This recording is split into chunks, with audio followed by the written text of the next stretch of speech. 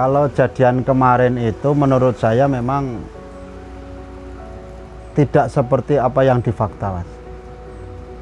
Contoh dengan masalah aparat yang sekian banyak. Memang ada aparat keamanan yang mendampingi kita atau mendampingi BPN. Itu memang ada.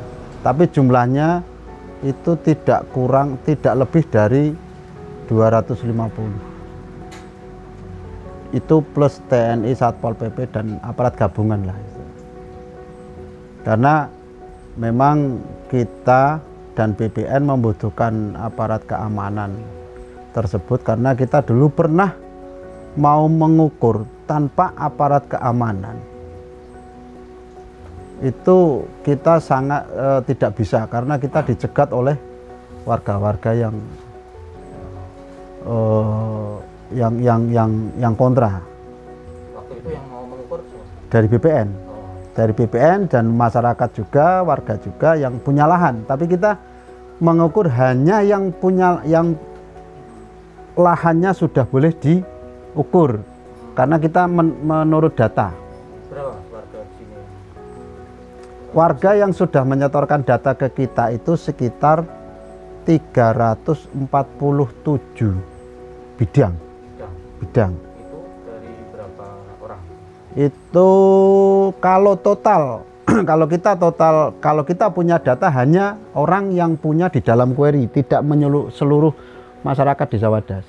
Nah, itu 347 itu di query. Dari berapa orang? 347 gitu. Pokoknya kalau yang punya saya tidak hafal orangnya, cuman kita hafal bidangnya. Karena satu orang ada yang punya 2 bidang, ada yang punya 3 bidang, kadang ada yang 4 bidang. Karena kita memang mendata hanya orang-orang yang punya bidang. Karena kita pernah metani Mas. Di dalam trase query itu kan kita pernah meta punya siapa gitu. Misalnya kalau di mana? Ini Beran ya? Ya. Beran itu misalnya berapa bidang, berapa orang? Kalau Beran ini saya nggak hafal yang punya bidang berapa, tapi total Beran itu orangnya sudah oke semua. Berapa orang? Sekitar berapa yang punya di sini? Sekitar 20 orangan lah. Iya. Itu kenapa setuju? Yang saya tahu, satu, karena ini PSN dan bukan swasta atau abal-abal lah. Yang saya tahu karena ini benar-benar kebutuhan orang banyak dan ini benar-benar PSN. Yang saya tanyain orang-orangnya kenapa, saya pernah nanya ke salah satu orang-orang kenapa boleh. Karena ini benar-benar PSN dan ini benar-benar negara yang membutuhkan. Semua yang mengasih data ke saya, ke kita, ke tim, kita punya tim kecil lah. Sebenarnya nggak ada yang mengordinir, cuman karena ini sudah lama, kasusnya sudah lama, jadi orang makin lama makin ngerti bahwa ini benar-benar PSN dan itu juga bendungan manfaatnya sangat banyak sekali bagi petani, bagi nanti dialirkan ke bandara atau ya intinya untuk kemaslahatan orang banyak lah. Itu udah mendapat sosialisasi berarti? Oh sudah. Dari tahun kan? Sosialisasi itu pertama kalau nggak salah tahun 2017 sampai 2018. 2018 itu ada 2 kali kalau nggak salah sosialisasi. Tapi bagi orang yang menerima waktu itu tetap mendengarkan sosialisasi itu. Bagi orang yang tidak mau mendengarkan sosialisasi, jadi isinya sosialisasi apa dan untuk apa nantinya setelah paskanya ini mau jadiin apa, mereka nggak mau mendengarkan. Tapi selain karena ini PSN, apalagi yang kenapa ada setuju gitu ya, ganti untung atau? Oh yang jelas iya, yang jelas salah satunya karena ganti untungnya dan yang pasti pemerintah saya yakin tidak akan merugikan rakyatnya atau tidak mungkin akan menyengsarakan masyarakat lah. Karena di sosialisasi itu dari waktu itu dari BBWS datang, dari kecamatan datang, dari intinya dari pihak pemerintahan ada, dan waktu itu menawarkan paskanya itu ini mau dijadikan apa? Kalau memang mau dijadikan pertanian ya dikembalikan ke pertanian. Tapi kalau memang mau dijadikan tempat pariwisata, mereka siap untuk membangunkan tempat tersebut, dan itu akan diserah kelolakan lagi ke masyarakat, walaupun itu sudah milik pemerintah, mungkin Pemda ya, yang mengelola, tapi yang mengelola adalah tetap masyarakat setempat. Dari warga yang setuju gitu sudah ada pembahasan, istilahnya pun ganti untungnya berapa atau nanti jadi apa gitu? Sudah, kalau sama yang pro yang sudah setuju itu memang kalau harga memang belum fix, karena memang ini masih ada kajian dari KJPP.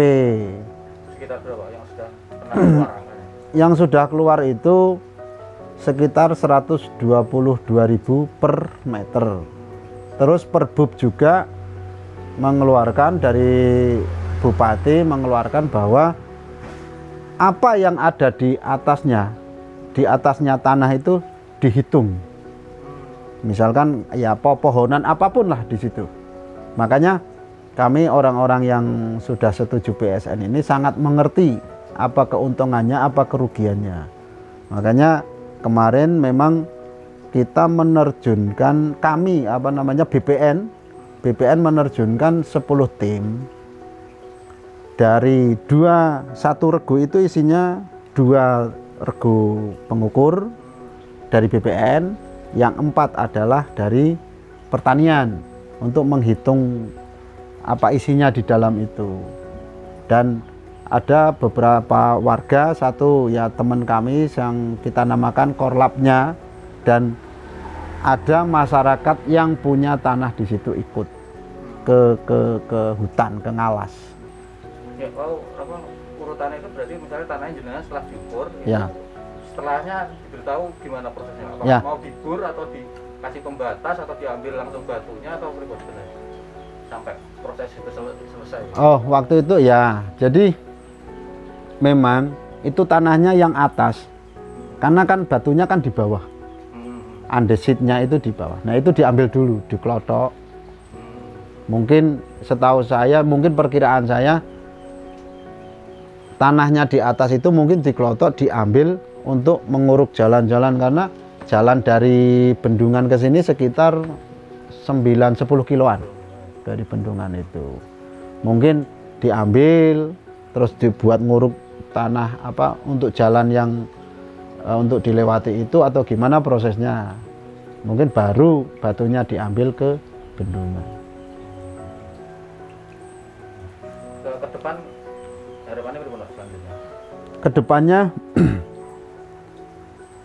kalau bagi saya pribadi, saya pengen masalah Wadas ini cepat selesai.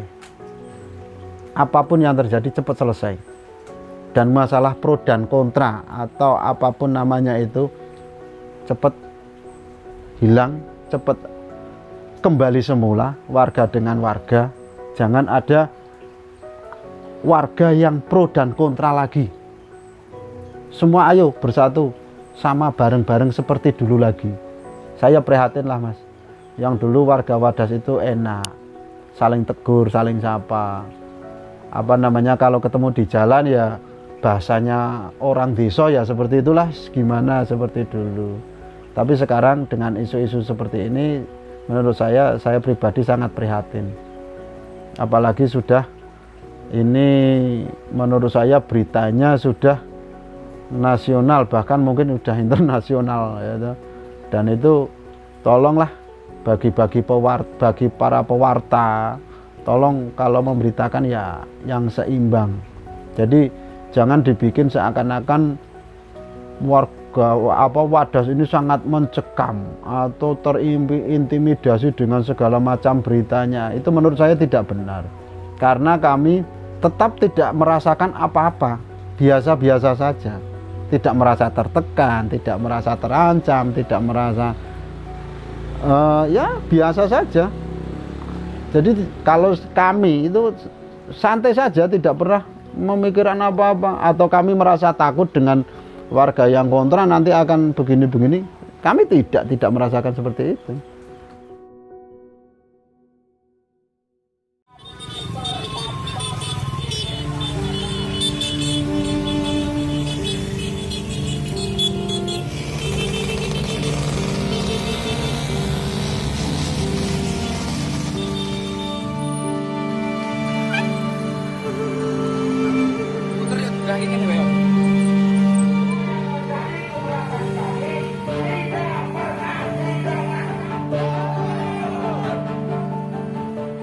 Kita sudah menolak, bukankah sudah jelas kita usir mereka dari tanah kita pada waktu itu? Kok masih ngotot? Ini kepentingan siapa? Kepentingan rakyat bukan? Pentingnya rakyat. Menolak, menolak.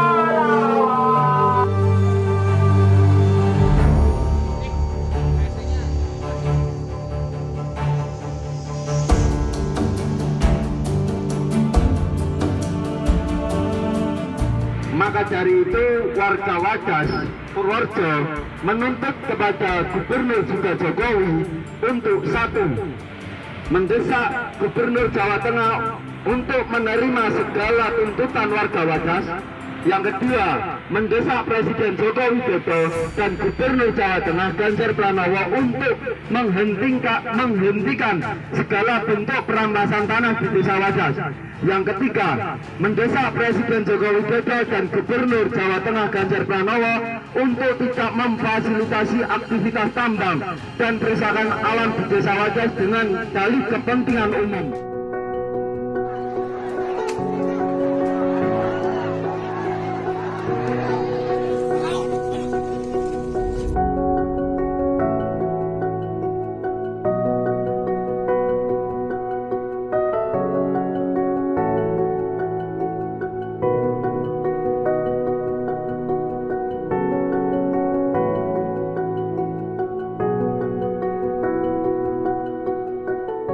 Bahwa dalam seminggu terakhir pihak kepolisian secara rutin melakukan teror dan intimidasi terhadap warga Desa Wadas berkaitan dengan rencana pertambangan di Desa Wadas.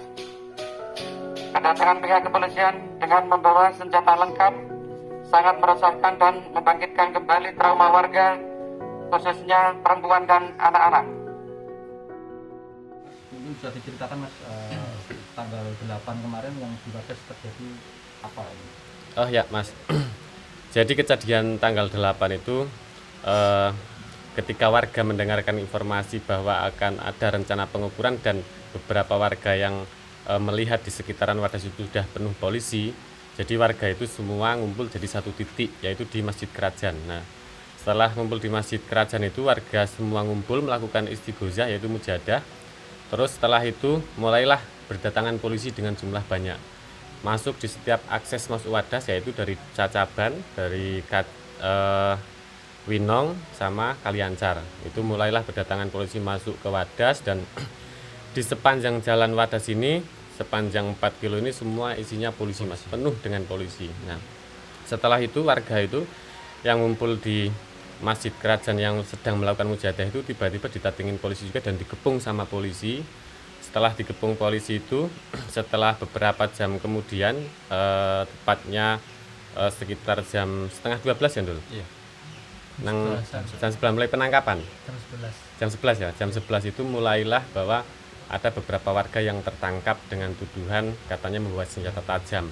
Nah, sedangkan warga itu kan posisinya lagi mujazah, dan beberapa pemuda itu yang di sekitaran masjid itu yang sedang duduk juga untuk mengikuti kegiatan mujadah itu, karena di dalam masjid semua warga nggak muat kan waktu itu. Nah, ada beberapa di rumah masjid itu yang sedang bangun rumah, dan di situ banyak alat-alat bangunan rumah itu kayak linggis, golok dan lain sebagainya itu tiba-tiba polisi menangkap bahwa menuduh bahwa ini membawa senjata tajam. Nah, sedangkan posisi warga itu kan di situ sedang mujadah, enggak kok ada perlawanan atau apa itu kan enggak ada gitu. Nah, seperti itu kronologi yang di masjid ya. Terus terus lanjut di hari sampai penangkapan, terus akhirnya warga dibawa ke Polsek, terus dibawa Polres juga, dan setelah itu kita lanjut di hari Selasa ya. Di hari Selasa itu pagi-paginya itu udah dikeliling dipatroli Brimob. Di Wadas ini Brimob. Setelah Brimob terus dikepung sama polisi juga. Itu di setiap akses masuk Wadas, terus di setiap pos-pos yang biasa dijaga warga itu yang kegiatan warga itu ketika di pos itu kegiatan ibu-ibu untuk bikin kerajinan besek itu semua dijaga sama polisi, di drop sama polisi. Terus semua warga itu dari pagi cuman ada beberapa yang ngungsi, ada juga beberapa yang tahan di rumah yang hanya ngunci pintu karena ketakutan melihat segitu banyaknya polisi yang datang di Wadas ini. Terus lanjut di hari Rebo, dan itu posisinya juga sama, masih banyak banget polisi di desa Wadas ini dengan pokoknya semua di Wadas ini penuh dengan polisi kayak gitu. Tadi warga menggelar mujahadah itu dalam rangka apa? Dalam rangka karena gini, kita mendengar informasi bahwa akan ada rencana polisi masuk di Wadas itu dengan jumlah yang banyak yang dilihat sama beberapa warga itu ya. Biasanya warga itu kalau mendengar informasi mau ada pengukuran, warga itu ya menghadang. Karena apa? Warga Wadas itu kan, semua warga Wadas itu kan menolak. Enggak ada yang pro juga itu ya. Yang pro itu bukan dia pekerja petani tulen ya, hanya ada juga yang tukang rongsok, ada yang supir, ada juga yang pekerja di luar lah. Yang pasti dia itu bukan petani tulen di Wadas ini kayak gitu. Nah, dan ada beberapa yang pro juga itu sebenarnya bukan warga Wadas, orang luar desa Wadas yang punya tanah di Wadas, yang dulunya misalkan warga Wadas menikah sama tetangga desa, misalkan di desa Cacepen ataupun Kaliwatri itu. Nah, terus akhirnya tinggal di desa tersebut, terus dia punya warisan di tanah Wadas ini. Nah, mereka itulah yang pro sebenarnya di Wadas ini. Kalau di warga Wadas semua mayoritas warga Wadas ya menolak. Kenapa menolak tambang?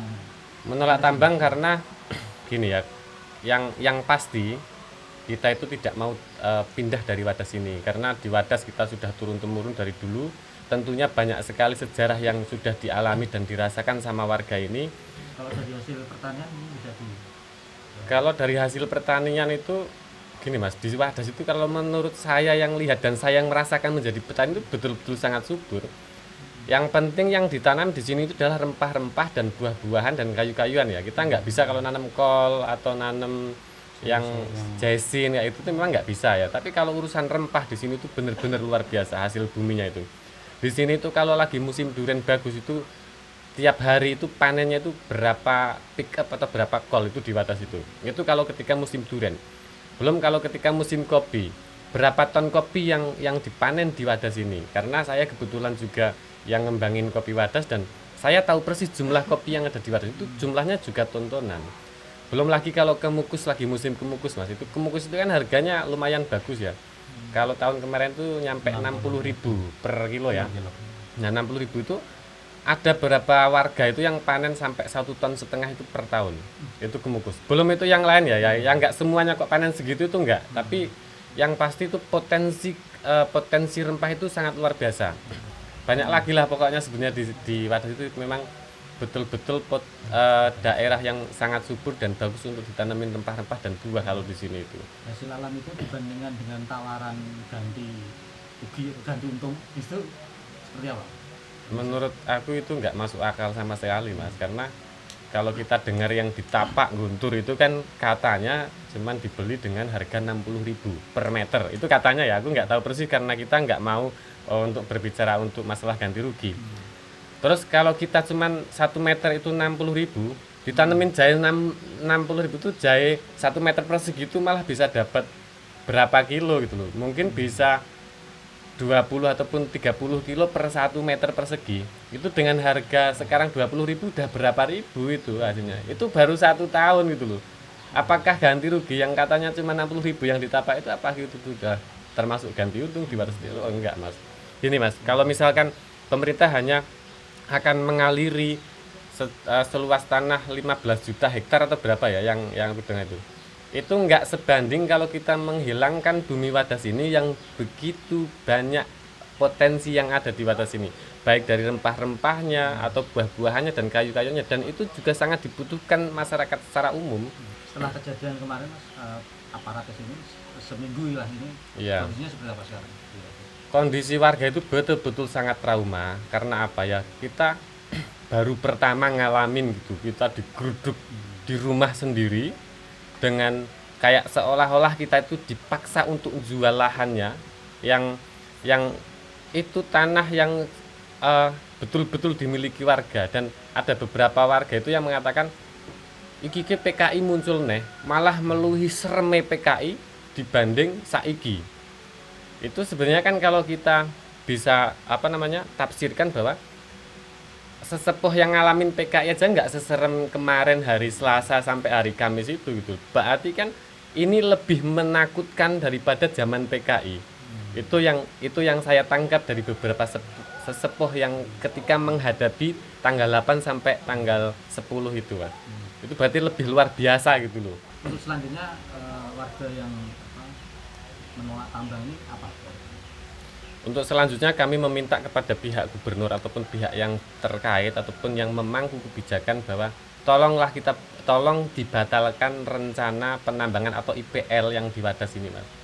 Karena BBWS dulu juga waktu konsultasi kan pernah mengatakan juga bahwa ada 3 alternatif atau 4 lokasi query termasuk salah satunya Wadas. Dan BPS juga pernah berjanji waktu itu ketika warga Wadas itu memang menolak dengan rencana itu, BPS berjanji akan pindah query yang sudah disiapkan 3 alternatif tersebut. Nah, makanya kita menagih juga sama pihak BPS ataupun pemangku kebijakan bahwa tolong itu juga diingat-ingat kembali gitu loh. Itu janji yang selama ini kita tunggu, seluruh masyarakat Wadas. Itu yang kita tunggu gitu. Kemarin ada yang termasuk yang ditangkap.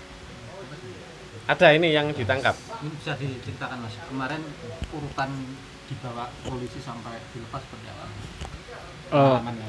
Kalau urutan ya, Ya. pengalaman saya itu agak aneh yang katanya melawan petugas terus bentrok dengan aparat itu nggak ada itu. Soalnya warga benar-benar kumpul di masjid satu titik pada susah itu. Tiba-tiba aparat yang masuk sweeping ke rumah-rumah, bahkan ada yang masih manin itu ibunya yang masih sakit kan karena shock, itu tiba-tiba ditangkap. Kamar digedor sampai ada pintunya yang jebol gitu. Waktu itu sampean sendiri gimana? Posisinya waktu itu mujahadah atau gimana? Posisi saya kan karena masjid masih penuh, kemudian saya juga nggak pakai sarung, saya posisi di luar. Di luar saya masih duduk di panggung, tiba-tiba itu ditangkap, saya ada di belakang, langsung dipiting, dibawa, kena pukul, kena tendang juga pas muka saya. Itu oleh aparat berseragam atau Aparat yang tidak berseragam, tapi itu juga ada intelnya. Ada intel soalnya pas saya lihat kembali videonya, itu memang intel, saya benar paham sama mukanya itu. oke. Jadi yang dibawa itu gimana? Setelah itu dibawa kemana? Saya dibawa ke TK. Ke TK lalu saya diborgol tangan saya, lalu setelah itu saya dibawa ke Polsek untuk diinterogasi, ditanya-tanya itu. Apa misalnya yang ditanya? Dia kenapa melawan gitu, kenapa melawan petugas, kenapa menolak, kok bisa ditangkap gimana gitu. Terus semalam Semalam di Polres juga ditanya-tanya, dan itu pertanyaan yang cukup aneh. misalnya Seolah-olah itu warga yang di situ disuruh setuju, disuruh nyerahin sertifikat tanahnya itu loh. Kok ditanya itu kok punya tanah berapa, letaknya di mana saja gitu, terus luasnya berapa, SPPT atau hak tanah, kan itu bukan tugas kepolisian, dan itu aneh menurut saya. terus itu dilepas sore ya? Dilepas Rabu sore ya. Terus yang katanya itu ada yang main biliar, itu dijebak, warga itu dijebak. Gimana? Di sana senang-senang itu nggak senang-senang, itu main biliar sore udah mau pulang pas mau penerimaan barang kan ngantri kan, ada warga yang kemudian pas berdiri di samping biliar, terus intelnya itu bilang silahkan main gitu kan, terus nggak bisa, terus diambilin bolanya sama intelnya dibelajari kan. 2 orang dari belakang video terus dikirim ke Pak Ganjar, dan itu jebakan. Warga di sana nggak ada yang senang-senang, di sana malah susah, ada yang sakit meriang, terus ya intinya kepikiran di rumah lah, ada yang kepikiran hewan peliharanya gitu, nggak ada yang senang-senang. Kondisi sekarang ada yang sakit atau masih sudah? Udah sehat lah, udah nggak ada yang sakit itu. Kemarin juga sempat divisum, dicek ada yang luka nggak.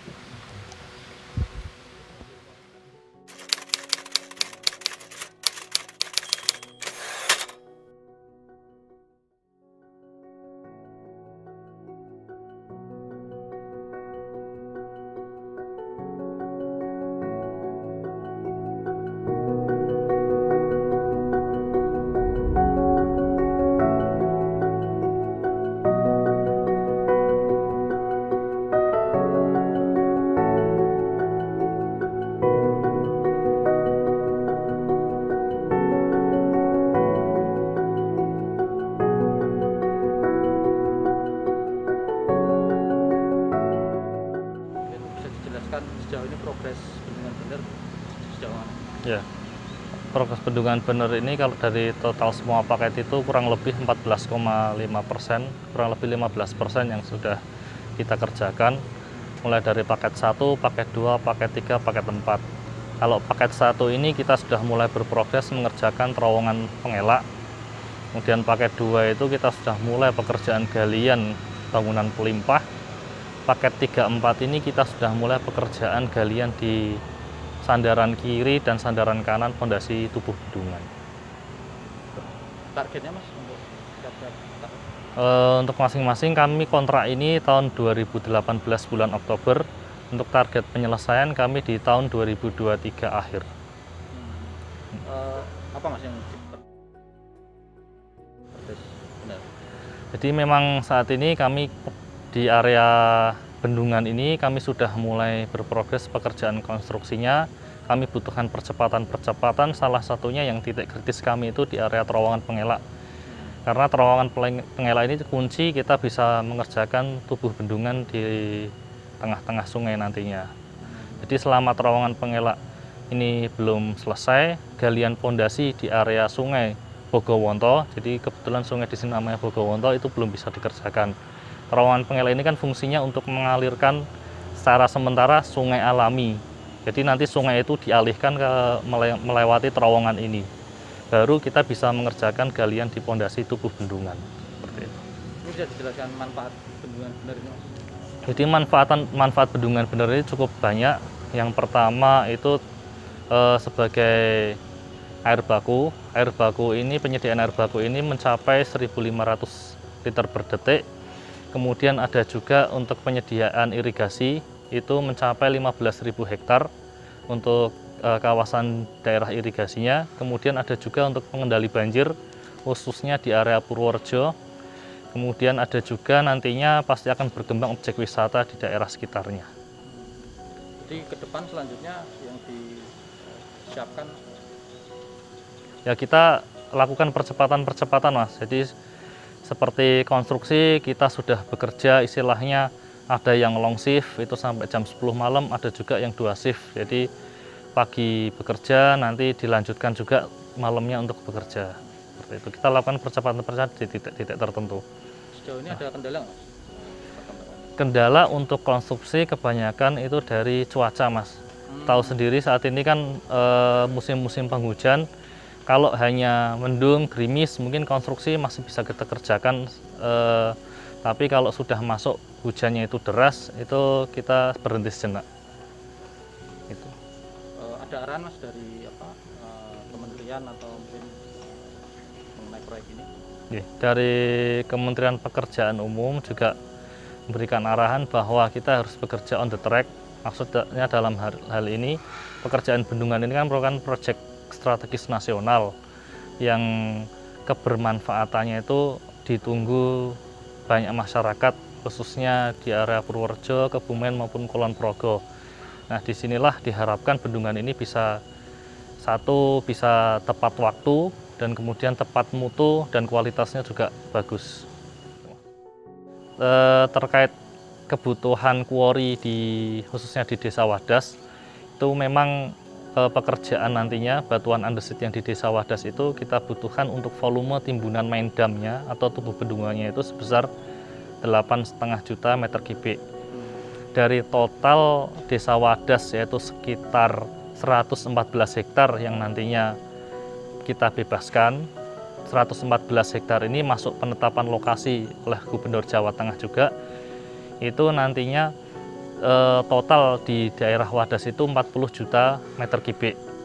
Jadi kebutuhan kami itu hanya tidak ada setengahnya yang kita ambil dari Desa Wadas.